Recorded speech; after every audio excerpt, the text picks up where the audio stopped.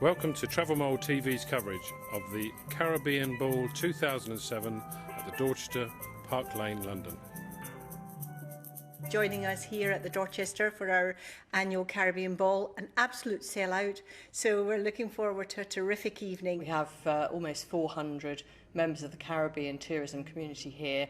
They represent every destination and all of our trade partners throughout the Caribbean and the UK. And they all come together.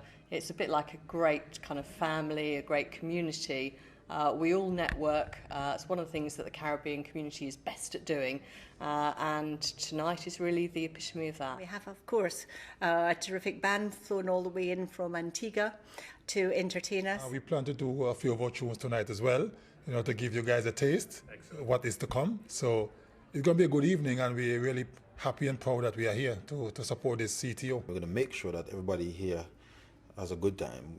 Jordan Ball is a show band, and we are very honored and privileged to be here, to be invited to the CTO ball, and we're going to make sure that it's a night that nobody will ever forget. We want to show that the Caribbean is extremely important market for us. It's a really good night on the calendar for everybody associated with the Caribbean, for everyone who sells the Caribbean and everyone who's selling the Caribbean. It gives us an opportunity to meet and say thank you to a whole host of people. A typical, authentic Caribbean event, and it's one of the main events in the calendar. We've continued to add new destinations capacity over the last number of years. Most recently has been Montego Bay. And of course, for the recent announcements to do with Jamaica, we're adding Kingston to that. So we're always on the up, looking for these opportunities to continue our commitment to the Caribbean. The Caribbean is obviously a fantastic destination. It's a great value for money, even better this year than it was last year. And we've got more flights coming into it now, and the shoulder periods are sort of evening out. So that's really good news for us.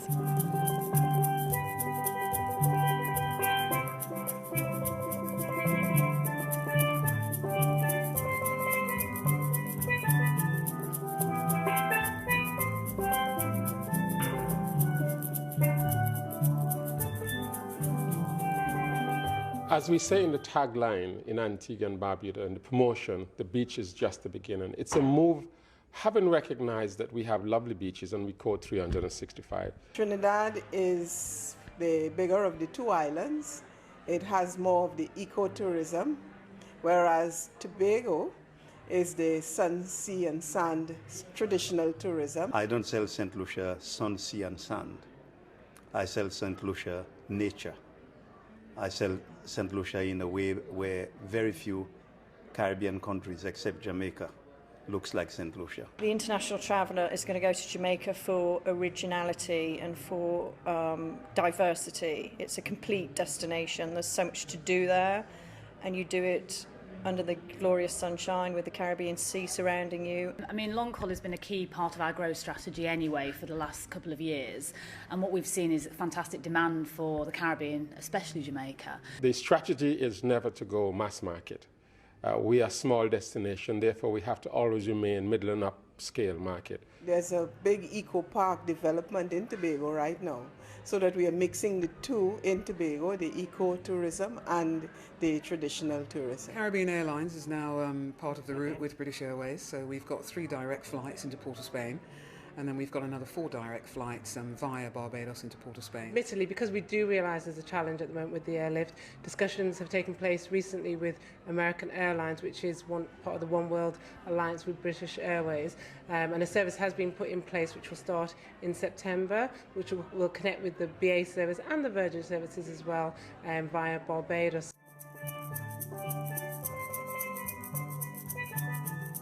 The improvement of the infrastructure, improvement of the hotel plant, improvement of the roads, facilities in general. We built a lovely new stadium, and we fixed up our original stadium at Sabina Park. The development of infrastructure to accommodate the World Cup was just unbelievable. And in fact, that is the legacy which the World Cup would have left for St. Lucians generally. We did 2 gigs sometimes a day. Our main role in the World Cup was basically to entertain, and we did that well.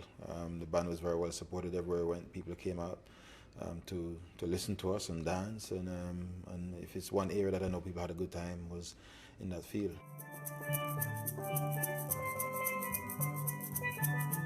Personal friend, Sir Vivian Richards.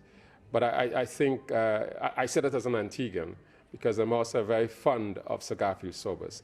I think they both have taken cricket to a new height and have emulated what Sir Don Bradman has started many, many years before them. There are so many, but I would say that, Sir Viv is my favorite of all time. Courtney Walsh. Brian Lara, of course. Brian Lara. Sir Vivian Richards. It'd have to be Alex Stewart. Darren Sammy. Best all-time fast bowler is Mike Holding. Naturally, it has to be Darren Sammy. Viv Richards. It's Richie Richardson and Curtly Ambrose. Ian Botham. Oh, I wouldn't have a clue about cricket. Sorry, should I? I should know.